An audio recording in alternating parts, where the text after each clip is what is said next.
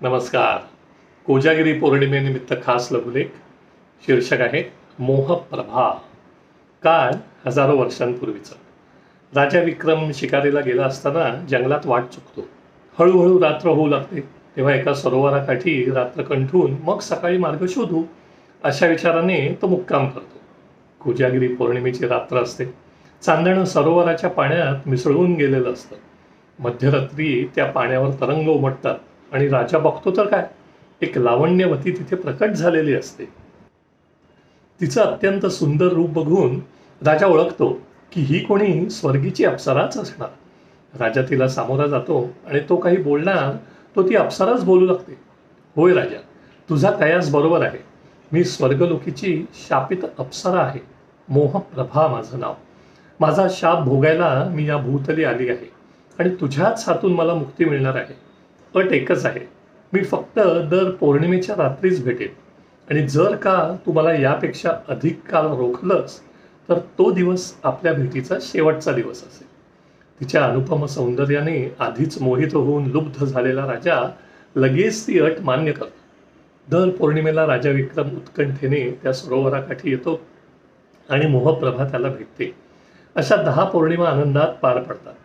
11व्या पौर्णिमेला मात्र राजाचा मोह बळावतो आणि सूर्योदय झाला तरी तो मोहप्रभेला सोडत नाही. तो सारा दिवस संपून सूर्यास्ताची वेळ येते. मावळत्या सूर्याची किरणं सरोवराच्या पाण्यावर नृत्य करू लागतात. 11 पौर्णिमेच्या रात्री आणि एक दिवस राजाबरोबर आनंदात व्यतीत केलेला काल आठवत मोहप्रभा राजाच्या आलिंगनातून बाहेर येत सरोवराच्या पाण्यावर चालू लागते. मध्यभागी पोचल्यावर तिथेच थांबून मोहप्रभा गाऊ लागते. काळ साधारण 2050च्या सुमारास. श्याम आपल्या त्रिमित कम्प्युटरपासून बाजूला होतो. दिवसभर त्यावर काम करून चांगलाच दमतो तो. मग आलेला शीण घालवण्यासाठी म्हणून मग योग, प्राणायाम आणि जॉगिंग. आजही तसाच जॉगिंगला म्हणून बाहेर पडला तो. कामात रात्र कधी उजाडली ते लक्षातच नाही आलं त्याच्या.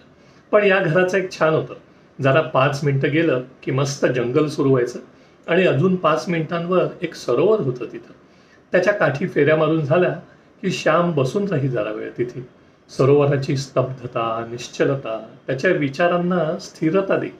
त्याचा अभ्यासाचा विषय तसाच होता ना, आकाशगंगा. त्या रात्रीही तो असाच बसला होता सरोवराकाठी, डोळे मिटून ओंकार करत. तो सरोवराच्या तळातून तसाच ओंकार येऊ लागला. आधी त्याला वाटलं संपृक्त प्रतिध्वनी येत असेल, पण आवाज मोठा होऊ लागला तसं त्याने डोळे उघडले तो काय, एक लावण्यवती सरोवराच्या केंद्रस्थानी उभी. श्याम स्तिमित होऊन बघत असतानाच तिने बोलायला सुरुवात केली. मानवा, इतकं अचंबित होऊ नकोस.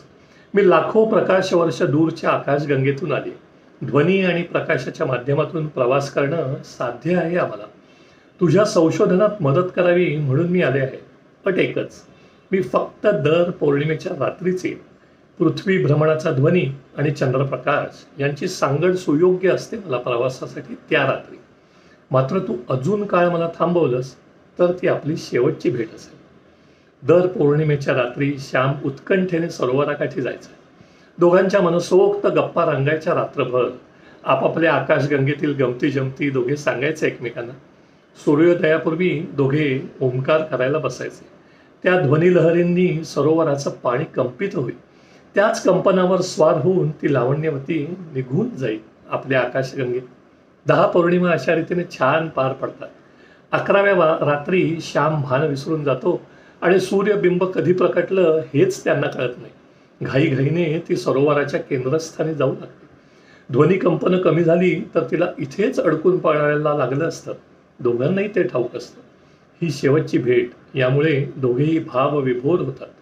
तरी थोडं भानावर येत तो विचारतो, अगं तुझं नावही माहीत नाही मला.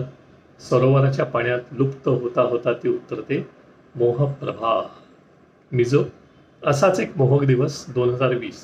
आजचा बोनस, एक अप्रतिम गाणं जे वीणा अनेक वर्षांपासून म्हणते. सरोवराची शांतता आणि चांदण्याची कंपनं जाणवत आहेत या गाण्यातून. माझी मोहप्रभा गाते, हे श्याम सुंदर राजसा मनमोहना. नमस्कार.